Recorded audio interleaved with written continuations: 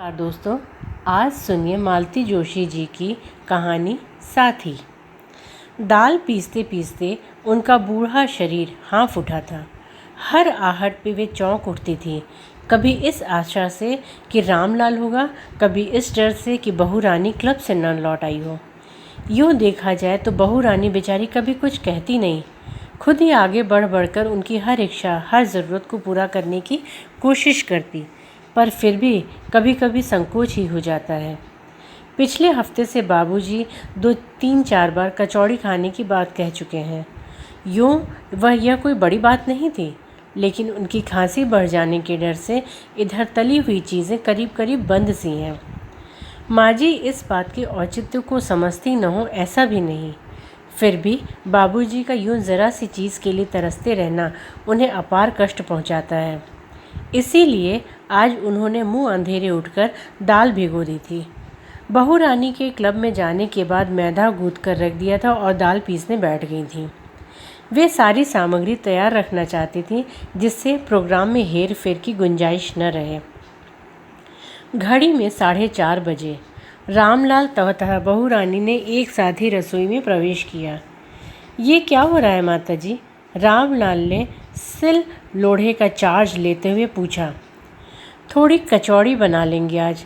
जब देखो मरी डबल रोटी बच्चों के आगे रख देते हो, पता नहीं रोज़ रोज़ कैसे खा लेते हैं बेचारे, माँ जी ने कहा। रामलाल ने बहू रानी की तरफ देखा, मान लो कहना चाहता हो कि माता जी ने किस खूबी से बात बनाई हो, पर बहू रानी के गंभीर चेहरे को देखकर चुपचाप अपना काम करने लगा। आपने क्यों तकलीफ़ की? रामलाल ग्राइंडर में 5 मिनट में पीस देता, बहू ने कहा। उसकी सहृदयता से माँ जी का मन तरल हो उठा। अरे करने को यहाँ है ही क्या, लेकिन एकदम काम करना छोड़ दूँगी तो ये हाथ पैर एकदम बेकार नहीं हो जाएंगे? कहते हुए वे रसोई घर से बाहर आ गईं। मंदिर से कीर्तन की आवाज़ आ रही थी। 2-4 बार लड़के ने पूछा भी था। पड़ोस वाले एसपी साहब की माता जी भी रोज़ मंदिर जाती हैं, पर माँ जी ने मना कर दिया था।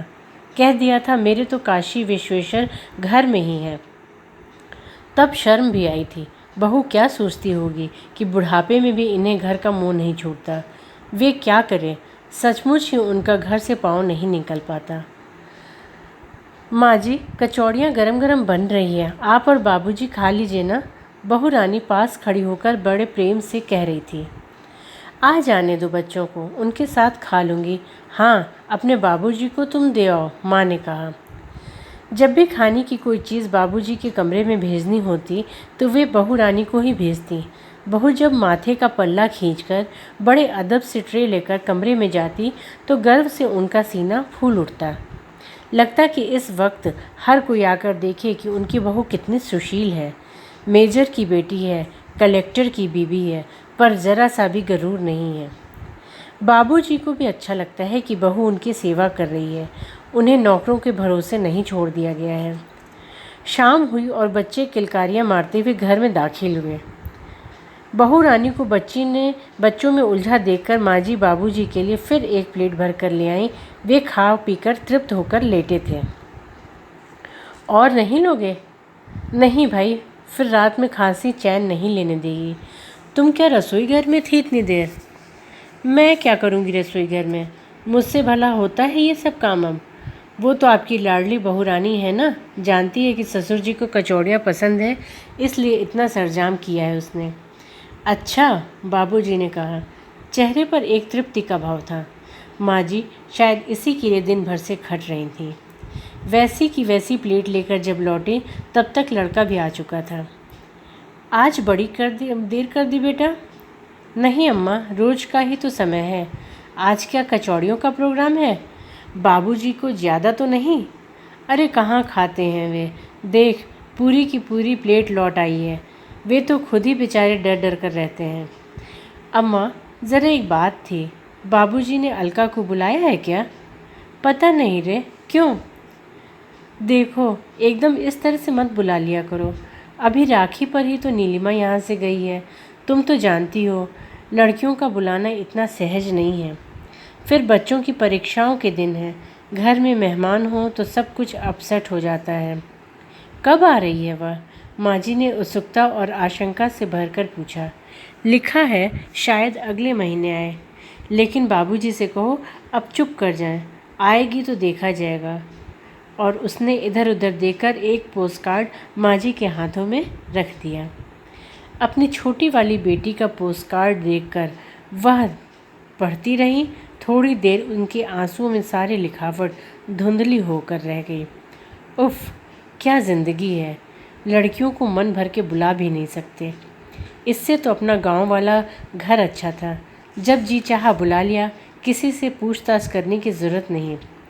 लेकिन बाबूजी बार बार बीमार पड़ते रहे। बच्चे क्या हर बार छुट्टी लेकर देखने आ सकते थे? बड़े बेटे ने कहा, आप लोग यहाँ किस लिए पड़े हैं? हम लोग आखिर किस दिन काम आएंगे? आखिर आना ही पड़ा था। बड़ा सा बंगला, मोटर, नौकर चाकर, बेटे बहू ने सेवा सुश्रू में कुछ भी उठाकर नहीं रखा था। दोनों लड़कियां, अपने दोनों छोटे लड़के भी जब तब मिलने चले आते थे। सारा खर्च चुपचाप उठाते हैं दोनों। पर बड़े बेटे का भी कहना ठीक है। लड़कियों को बुलाने पर 100 खर्चे होते हैं। दोनों अपनी अपनी ससुराल में नाक ऊंची किए हुए हैं कि मेरा भाई कलेक्टर है। हर बार उनकी विदाई 500 से कम नहीं पड़ती। और मुसीबत यह है कि बाबूजी से ये बातें कहना भी मुश्किल है। कहेंगे 150 रुपये पेंशन के पाता हूँ, लड़कियों को अपनी हिम्मत पर बुलाता हूँ। अब इनसे कौन कहे कि 150 में आजकल क्या होता है। 100 रुपये की तो दवाई ही आ जाती है। लड़का बेचारा सारा खर्च उठा रहा है, इसलिए पता नहीं चलता। कमरे में जाकर देखा, सोनू दादाजी को अखबार पढ़कर सुना रहा है। हर 2 पंक्तियाँ पढ़ने के बाद खिड़की से बाहर झांकता हुआ लंबी उबासियाँ भर रहा है। वे सोच ही रही थी कि किस उपाय से सोनू को मुक्ति दिलाएं कि एक चमचमाती हुई कार अहाते में मुड़ती दिखाई दी। ओह, शुक्ला अंकल आए हैं, मीनू टीनू आए हैं, कहता हुआ ताली पीटता सोनू बाहर भाग गया। बाबूजी ने भी अतिथि से मिलने की इच्छा व्यक्त की तो माँ जी का मन घबरा गया। बैठक में के कमरे में पहुँचते ही बाबूजी दूसरे आदमी बन जाते हैं। हमारे ज़माने में से शुरू करके पता नहीं क्या क्या किस्से सुना डालते हैं। कमरे के वातावरण में अजीब सा तनाव भर जाता था। इसलिए उनके बैठक खाने में जाने के प्रस्ताव से घबराकर माँ जी ने कहा, सुनो, लक्ष्मी नारायण मंदिर में बड़ी अच्छी झांकी लगी है आज। बड़का कह रहा था आप लोग जाएं तो गाड़ी तैयार करवाऊं। अरे वाह, तब तो ज़रूर जाएंगे भाई। हमारा सूट निकाल दो, अभी तैयार हुए जाते हैं। छुटकारे की सांस लेते हुए माँ जी ने सूट निकाला। यह पुलोवर, कंटोप और दस्तानों का सेट था जो मछली बहू ने बुनकर भेजा था। इसे निकालते हुए माँ जी ने बड़ी सफाई से अलका की चिट्ठी संदूक में डाल दी। अब कभी भी बात छिड़ने पर वे कह सकती थी कि आप चिट्ठी पढ़कर भूल गए हैं। वाह, क्या चीज़ बुनी है तुम्हारी माया बिटिया ने। मजाल है जो जरा भी हवा लग जाए। माया ने तुम्हारे लिए भी तो जर्सी भेजी थी ना, वह कहाँ है? पहनो ना, बढ़िया लगती है। माँ जी ने घबराकर इधर उधर देखा। बहू रानी का दूर दूर तक कहीं पता नहीं था। गनीमत थी, नहीं तो मजली बहू की इतनी तारीफ वह सह नहीं पाती। चलना नहीं है? बाबूजी ने कहा तो उनकी तंद्रा टूटी। शाम को बाबूजी के साथ उन्हें मंदिर जाना बड़ा अच्छा लगता था। ड्राइवर अदब से दरवाज़ा खोलकर खड़ा हो जाता था, नौकर हाथ लेकर दोनों को उतारता था। सारे दृश्य को दर्शनार्थी बड़े मनोयोग से देखते थे। आंखों में श्रद्धा और आदर लिए हुए वे जब हाथ जोड़ते तो मन गौरव से भर उठता। हमेशा की तरह बाबूजी मंदिर में शास्त्रार्थ करने बैठ गए। माँ जी बेचैनी से प्रतीक्षा करते हुए ड्राइवर और सुखलाल को देखती रहीं। उन्हें लगा कि बाबूजी ज़्यादा देर लगा रहे हैं। ज़रूर ड्राइवर उन्हें मन ही मन कोस रहा होगा। 2-4 बार याद दिलाने के बाद बाबूजी उठे। अपने ही जैसे 3 बुजुर्गों को उन्होंने गाड़ी में बैठने के लिए निमंत्रित किया। माँ जी को फिर एक बार ड्राइवर की नाराज़गी का डर हुआ। सारे रास्ते वे उसे कुरेद कुरेद कर उसके घर परिवार के संबंध में पूछती रहीं। बंगले में पाँव रखते ही भुने हुए प्याज की गंध उनके नथनों में भर गई। उन्हें रामलाल पर क्रोध आया।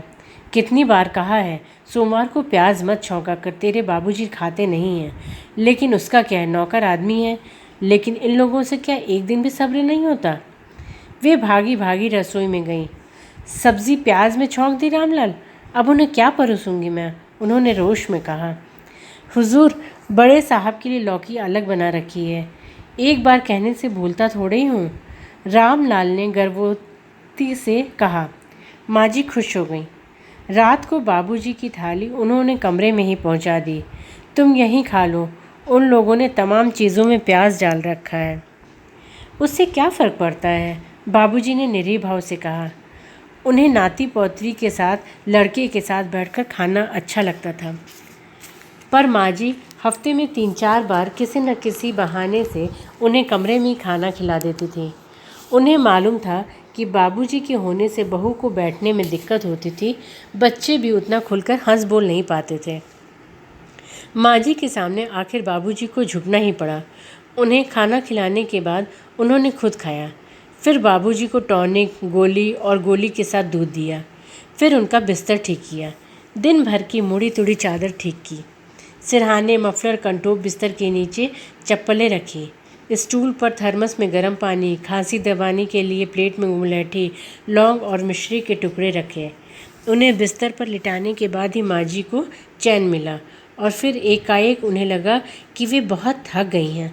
सुबह से जैसे पाँवों में भौरें बंधकर काम करती रहीं। अब जाकर याद आता है कि वे उम्र की 62 सीढ़ियाँ पार कर चुकी हैं।